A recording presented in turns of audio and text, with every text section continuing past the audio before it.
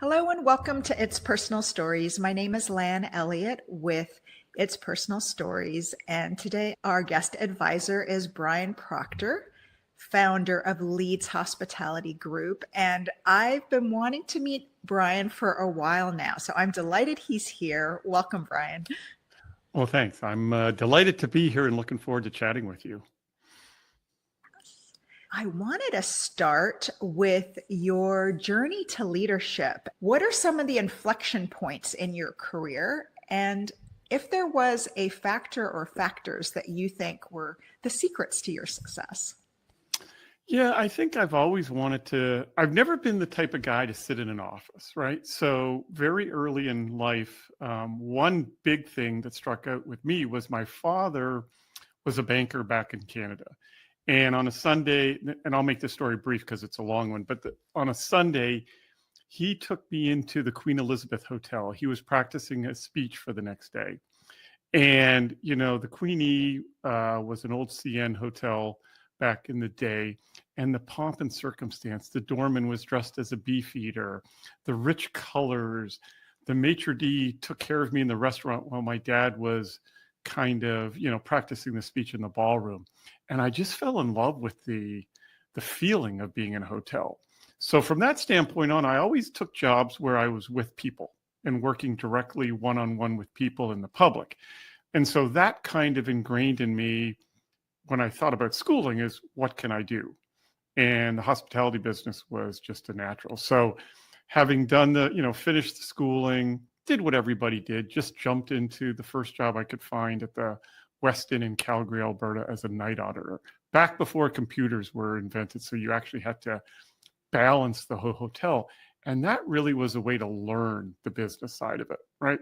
From a very early age. And then the career just kind of progressed into IT Sheraton. And then I was fortunate to build some good relationships, which are so key in this business, to come down to the States based upon having these key relationships from the Sheraton in Halifax, Nova Scotia, of all places. And then, I'm a Canadian kid. I was with ITT Sheraton. I got called by Four Seasons to go work in Toronto. Well, as a Canadian kid, you get a call from Four Seasons. You just go no matter what. And everybody gets a call from Four Seasons. They're probably going to go. I think so. But, it really strings, your heartstrings with Canadian, with everything that Izzy, had created at that point, and went on to create even more. And then, I came back down to the States in Beverly Hills with Four Seasons. And one of the big changes for me was leaving that type of a company, Four Seasons, and joining Interstate Hotels. And I credit guys like Ted Darnell and Alan Cramey and Bob Graney. They showed me what the hotel business was as a business. Because up until that point, I think I was just having fun. You're dealing with the creme de la creme of society with Four Seasons. You've got the best hotels. You've got the most staff. Ted and the guys at Interstate really taught me what the business was about and how to make money and how to work on behalf of an ownership group to make that hotel successful. So I kind of had the best of both worlds. I knew service, and now I knew kind of the business side of it. And then I went on to my best 20 years in the business, 19 years in the business with Starwood. And just started as a general manager with them, and they were very nice and brought me into the corporate world side of it.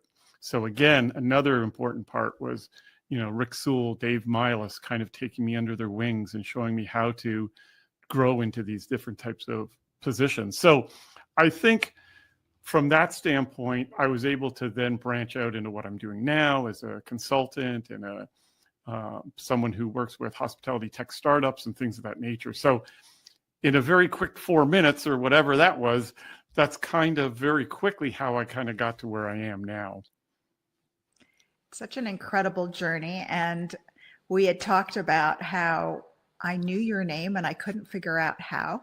And then I realized I worked with people in my W days who reported up to you. So I'd only heard about the mythical Brian Proctor. I'd never actually had a chance to meet you until now. So I'm glad that our paths finally crossed. Well, I don't know about the mythical part, but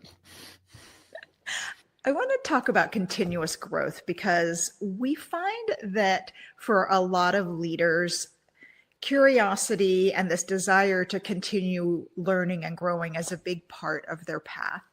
And I'm curious, in the various roles you have, if you ever came across a skill that you realized, you know what, I'm going to need to really get better at this thing that I didn't need before, but I'm going to need it in the future, and that you really focused on it. And I'm curious what it might be and how you did it. Yeah, well, I think, at each level, there's a different answer to that question, right? So the constant desire to learn is important. But the other side of that is the ability to say yes to whatever challenges that your bosses put in front of you, and not being afraid to take on that challenge. I was fortunate. I worked with a lot of great companies and a lot of great people where you were allowed to fail. But because of that, knowing that, hey, I could fail and still proceed, you would try things. For example, with the new builds and transitions team at Starwood, we were work from home before there was a work from home, because we were opening hotels from Bora Bora to Aruba and everything in between. And none of us worked in an office. We were all working off of seat 2B, wherever we were kind of flying around. So understanding that at every role, that ability to learn, to say yes. And one of the other things you always want to learn as you go through is how to manage the people that you're working with. And that is so key and so important. And I learned as a general manager and growing up through the hotels, I was probably a micromanager. And that kind of works for you when you're putting your arms around a building. But then you get into the corporate roles and you're overseeing multiple destinations, multiple properties, multiple disciplines. Then you have to learn how to not micromanage and how to trust the people that you've hired or that you've got on your team to allow them to do the job. Give them all the tools they need, give them all the support they need, but then let them go. Because if I'm meeting with the owner in Bora Bora and the Sheraton Phoenix Convention Center Hotel is meeting with the City Hall leaders, I can't be in both places. You just have to trust everybody to do what they're doing. So I think for me, those type of things were at each level, you could probably have a podcast on just this one question, because at different levels, I think you're experiencing that differently, if that makes sense.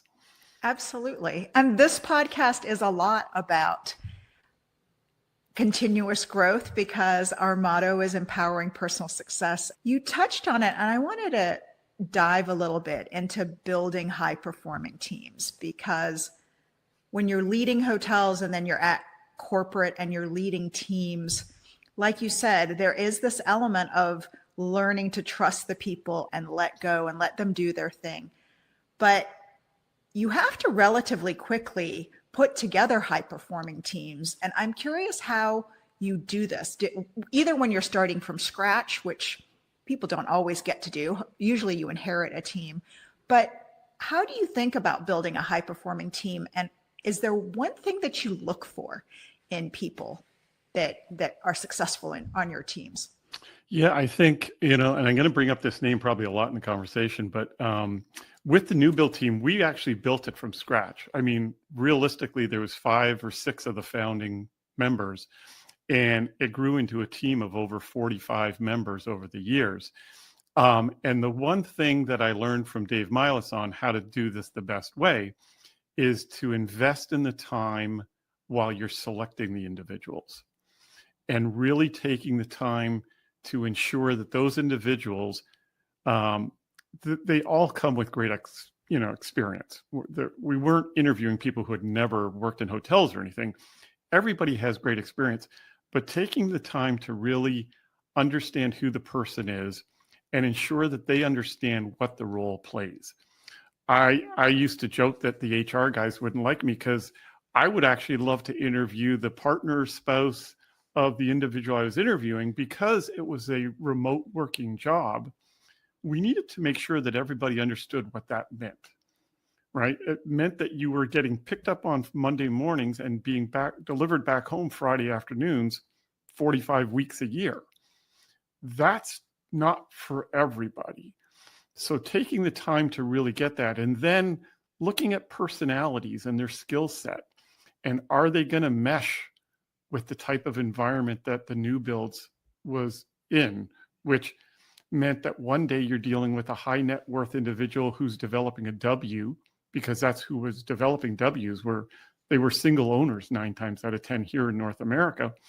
And then the next day you're, speaking in front of the city council at the Sheraton Phoenix Center, or you're, dealing with an island population in Anguilla. And that could be a typical week, right? So understanding the personalities of everybody involved and looking at the skill sets and the personalities, Dave really made sure we invested the time in selecting the right individuals and getting a lot of different diverse people into the team, and a lot of diverse people interviewing the individuals who are going to join the team, so that we knew kind of what it took to be successful in that type of role. I was interviewing food and beverage people. They were all great food and beverage people, but some would click and some you knew would not be able to handle the aspects of the job. So I think for me, that was one of the biggest things. Yeah, that's one of the philosophies I learned when I was at W, was that in the past, other places they hired for skill, and at W they hired for personality. Mm-hmm. And they could teach you how to do the skill, but the personality piece, you either had the right personality or you didn't. And I definitely think the amount of time you and your team were on the road, it's not for everybody. Some people think that's very exciting to be traveling around the world. And it probably is exciting for the first 3 months, and then it does become a grind. So I think absolutely it makes a lot of sense. Yeah. I wanted to turn to the power of gratitude. I don't do New Year's resolutions. I set an intention for the year. And this year, there was gratitude coming from everywhere. So it said to me this year, my intentionality had to be around gratitude. And so when I discovered your wonderful podcast, Tuesdays Thanks, I thought, I really hope I get to be on that podcast. And I really want to meet Brian, who came up with this amazing idea for a podcast. And I've listened to episodes. They are wonderful. And in addition to the podcast, you also have a program you created called The Power of Gratitude at Work. And I wanted to talk about, how did gratitude become such a central focus in your work? And what's one thing about gratitude that most people don't realize? Well, first, thank you for the kind words about the podcast. I appreciate that. It's a bit of a passion of mine, and it started during the pandemic, really, as a I just noticed we were, the world was losing a lot of good people. And when you did, you would see LinkedIn or other social medias, go crazy about what an impact that individual had on me. And I never got to thank them. So I just said, you know what, you need to thank people while they're around. So I made a personal commitment on my personal LinkedIn page, because that's all I had at the time, was to thank one person a week for 52 weeks for having made a big positive impact on my life. When I finished after 52 weeks, I was fortunate enough to be on another great podcast called The Hospitality Mentor by Steve Turk. And I loved it. And so I said at the end, Kay, can I call you next week and teach me what a podcast is? I didn't know what a podcast was. And he said, you need a microphone, a laptop, and an idea. I had 2 out of 3. I didn't own a microphone, but I do now. And that's kind of how it was born. And then, I thought maybe I'd do 10 or 15 of them, because I didn't think anybody wanted to talk to me. And then people said yes to be on the show. And the likes of John Murray, CEO of Sonesta, Jeff Bellotti, CEO of Wyndham. I mean, it's been incredible. And so that really kind of continued my thought process on gratitude. And then through 150 plus episodes, you hear a lot of the same messaging from these leaders of how gratitude had shaped their careers and how it had shaped their lives. And so having combined those two, the learnings from the podcast, my own interest in gratitude, and I would love to think I did gratitude well as a manager, but I don't know. You'd have to ask people who worked for me. But I put it all together and developed this Power of Gratitude at Work keynote and workshop, where we do actionable daily activities that leaders can add to their toolbox to use it as a skill. Because it's really, it's like anything. You have to practice gratitude to get good at it. And what you want to do is you want it to become a habit, so that you're not thinking about it as much as just a habit. And then you watch how it spreads around the organization that you're working with. When people see you daily doing some of the activities that we suggest, then they react and they start doing it. And so there's a trickle down effect from seeing leaders do that. And what I found surprising was there's so many studies about gratitude that I had never thought about. And there's a gentleman, I call him the gratitude ambassador, Kevin Monroe. He really, got me going a little more than I was already. And he was a great mentor for me at the beginning of this. And so that's kind of how it came about through that. If we had more time, there's a story I have with my mother. Came from virtually nothing, and by the grace of whatever, her and my father got together, and she instilled in us from a very early age to be grateful for whatever you have, because she grew up with nothing, and we were very fortunate to have more than she could ever have dreamt of. And I remember her teaching us that at a very early age, and that kind of set the tone. And, as a Canadian, we say thank you a lot, right? We say two things. We say sorry and we say thank you. That's just what we do. What's one thing about gratitude you think people get wrong? Well, I don't know if they get it wrong, Lan. I just think they think it's too difficult. And it's really easy. People think gratitude has to be this big gesture, like at Thanksgiving, right? We get around the table, we do all the thanks for this, that. It can be saying thank you to the cashier at the grocery store. It can be any little thing, and it kind of grows from that. The more you think about it, it's very easy to do. I mean, again, back to the Canadian roots, I bump into people and I say sorry, or they bump into me. I say sorry to them, or thank you, right? It just kind of starts that way. So I think people think it's a big thing. It really isn't. Just start with the simple thank yous. It can grow into handwritten thank you notes. It can grow into an act of gratitude at a stand-up meeting, or before a meeting you can say, hey, you can do public thanks, you can do personal thanks. It's so easy once you put your mind to it and once you think about it. I love that. I have to say, I did not grow up with the advantage of gratitude being a big part of my upbringing. It just wasn't very central. And I had to be a bit more intentional about it. I think I would have been better off if I had learned the gratitude piece earlier, and the power of gratitude, and how it doesn't just make it nicer for everyone around you, it makes it nicer for you as well. And it just lightens things. And I really loved leaning into it. I recently read a book called The Gratitude Diaries, which was a woman's journey over the course of a year of really leaning into gratitude, and includes research that she had read as part of her work. And I just think it is a wonderful skill to develop. And you're right, once you get used to it, it becomes so much easier. Yeah. Well, a little tease. So the first thing of gratitude for me, I was, and this is going to be hard to believe when you look at this face, but I was a child model growing up, and it all started from an act of gratitude that blew up into, about 5 or 6 years worth of modeling, for lack of a better term, and doing that professionally from an act of gratitude started by my mom and something else. So that's a little bit of a tease, because I talk about that on the keynote, and it's in the book, and it's fun. And I'll just say that for the Canadians listening, I was the Black Diamond Cheese Boy for about 3 or 4 years up in Canada. They'll know what that is. You won't, but they will. Well, one of our co-hosts here on the show, Dorothy Dowling, is actually a Canadian as well. So I'm sure she will know that ad and be happy to know that we have that child model here on the show. Yeah, it was fun. Let's go to talking about developing a network, because one of the things I love about this industry is people tend to stay in our industry for a long time. They don't tend to bounce in and out. A lot of people find it and think, oh, this is actually where I want to be. Mm-hmm. And you and I discovered it early.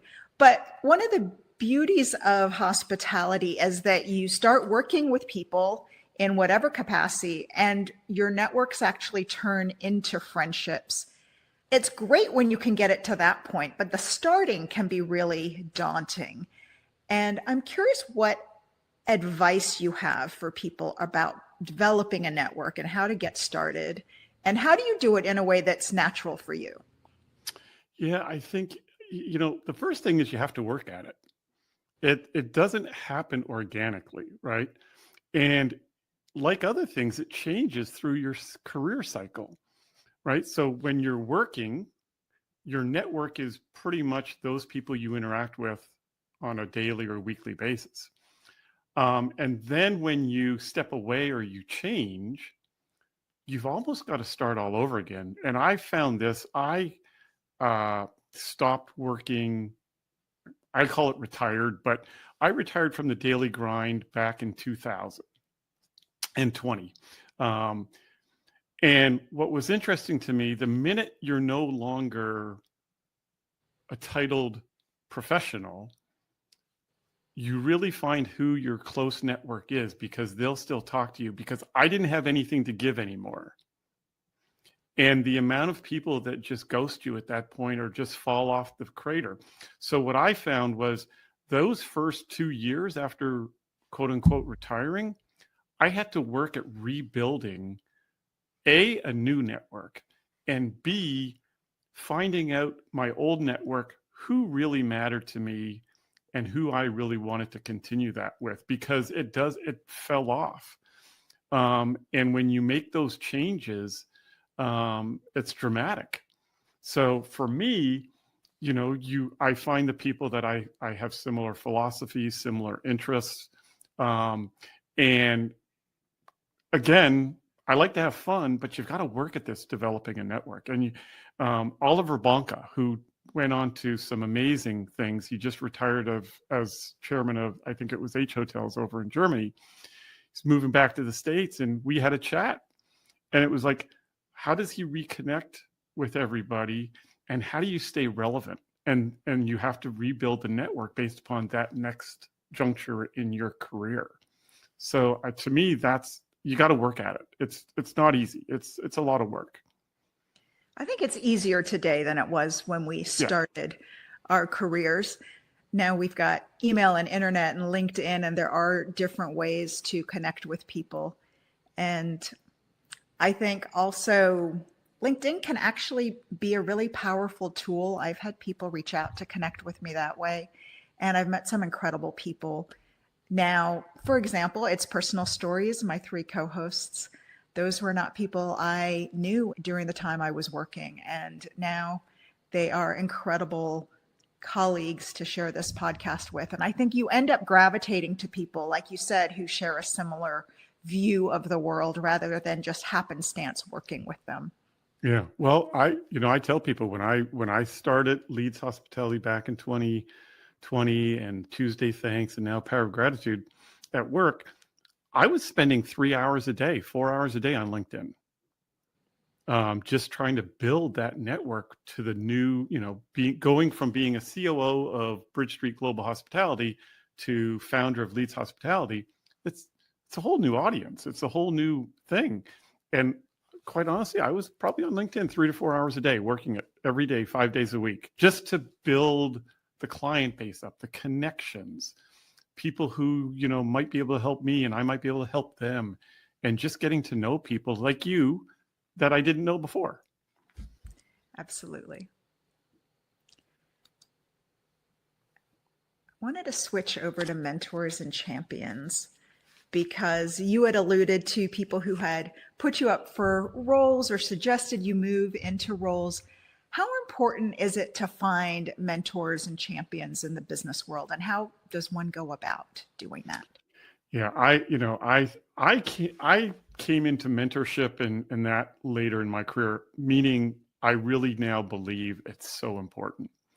And I think when I talk to kids in schools, or I'm on a project now here in upstate New York, it's really about having the gumption to ask to mentors, right?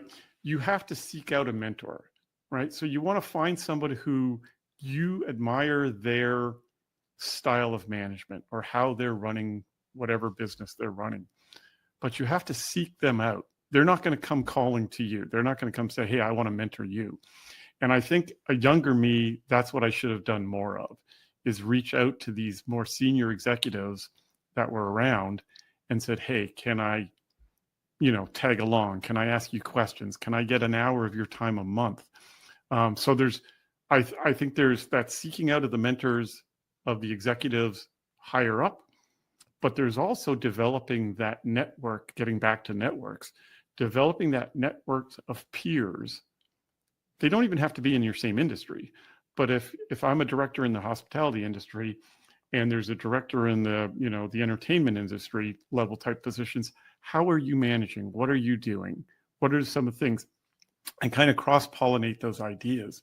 But again, you have to seek them out. I think a lot of people sit back and wait for someone to mentor them versus going out and saying, hey, can I have you're going to get turned down because some people don't like being a mentor or don't have the skill set, but you've got to find those people. That will help you tremendously. I love the intentionality of seeking people out because Mhm. you're right. There are people who are lucky and their fairy God mentor comes down and mentors them. But I think for a lot of people who are successful, they have been intentional about doing it. And I love something that you said about people that you admire the way they manage, because what I see a lot is people selecting a potential mentor based on them having the role that they would like to have one day and saying, how did you get there? Mhm. But I do think looking around and saying, who is doing it the way that I want to do it?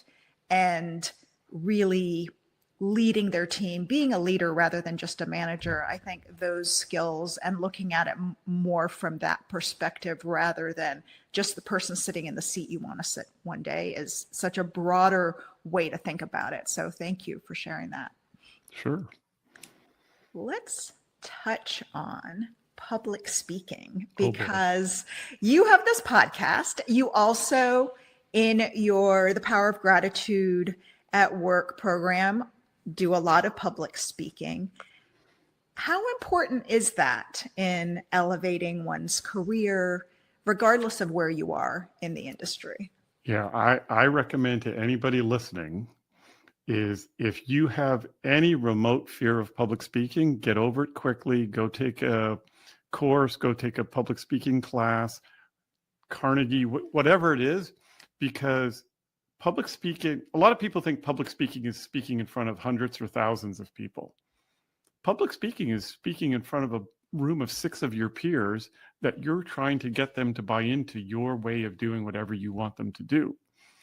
And if you're not equipped to do that, if you don't have the confidence to do that, no matter how smart you are, no matter how great your idea is, if you can't communicate it to either 3 or 4 people, forget about getting up in front of 1,000 people and selling your idea. So you can tell I'm not overly shy. So I don't have a problem doing this. As long as, and this is the second part is I always bring up to people, is if you are well thought out and you have done your homework and you know what you're speaking about, then you can sell it to anybody, right? Because they're going to feel the confidence in your tone. They're going to feel the passion with which you're talking about this subject, and they're going to buy into it. They may not agree with everything, but they're going to listen and they're going to react to that. But if you haven't done your homework, if you're not prepared, people will see through that. I mean, you've been to hundreds of conferences where you see someone just reading off a PowerPoint presentation. They're not really, and if you even need the PowerPoint presentation, to me, that says you don't know what you're talking about enough, right? Because that's always a good test. Turn the PowerPoint off. Can you still deliver that speech or deliver that presentation? So I think it's all about preparation, a passion for what you're doing, and having again, people don't like public speaking. I get it, but you got to get over it if you want to be successful, I think. That is such a good point, because I think for most of my career, I said, as long as I know my material and what I'm talking about, that's enough. But how much more impactful could I have been if I could have also delivered it in a way that really resonated with my audience? I do think there is a lot of practice that goes into becoming better as a public speaker. You and I get to do it through our podcast. I also decided to join Toastmasters 20 years later than I probably should have, but I think that idea of preparing, practicing, all of those are really important to do. So thank you. Yeah. Well, as I suspected, we're getting close on time, but I do have 2 more questions for you. One of them is a favorite here on It's Personal Stories, which is, what advice would you give to your younger self? And let's say 22-year-old Brian, what would you want him to know? Well, I think what I would have wanted to know and do was put up my hand more often and ask. I was very much I don't want to say shy, because I don't know if I've ever really been shy, but I think I was a quiet learner and a quiet leader.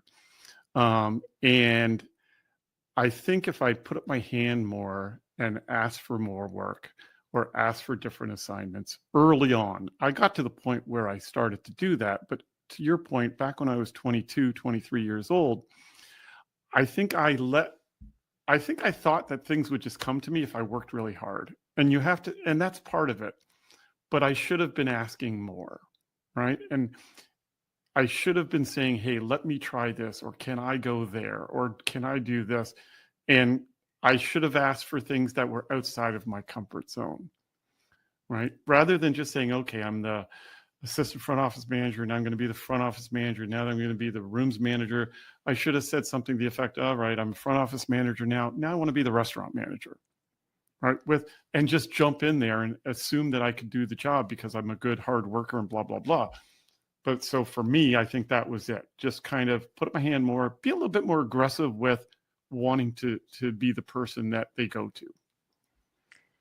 I love that idea, because I think for most of my career, I thought that having the technical skill was the most important thing. Mm-hmm. And then you see people moving around and being successful, and then you learn there are other skills that are really valuable that can allow you to move and do different things rather than just being good at your one thing. So exactly. Thank you for bringing that up. Brian, I just have one last question. You have offered a lot of really great stories and advice for our audience who are listening. Our motto is around empowering personal success. Do you have one final nugget of advice for those who are looking to advance their careers? Well, I probably have about 5, but so the top 2 or 3 is, so the one thing I preach, and I've preached it all my life, is to do what you love, enjoy what you do. The money will come. If you enjoy what you do, you're going to do it well, and the money will follow. And I'm a walking example of that. I mean, I started off as a night clerk at $7 an hour, in the hotel business. And hotel business isn't known for paying a lot of money, but I did very well because I loved what I did and I was good at it. And people saw that. So you get rewarded for that. The other thing, 2 other things real quickly, is one is to say yes. Say yes to any challenge that your boss gives you. Now, I realize you may not be able to move across country, but if they offer you something, they've seen something in you that they think you can do that job. So don't be afraid to say yes, even though it may sound crazy coming from your boss. They've seen something in you that says to them, this person can do it. And then the last thing was, and this I really learned from Tuesday Things. I mean, it was really reinforced. there's no one single way to get to the CEO's desk or the whatever role you're looking at. I talked to 150 people who are all very successful, and they all got there in different ways. Some went, and not all of them went to Cornell. Not all of them, some of them started as a bellman, no education, and became CEOs and general managers and very successful. So don't get tied up in this saying, well, I got to do this, or I got to be at that school, I got to do that. Make your own path. Say yes, love what you do, and you're going to have a great life. And if you don't love what you do, then go find what you love to do, and that'll be better. So those three would be the things I kind of preach to everybody. That is wonderful advice. Thank you so much. I love that there is a theme that if you do what you love, the hours are long and it can be hard sometimes, but if you really love it, it makes it worthwhile and the time moves quickly. And hopefully you're doing it with people that you enjoy being with.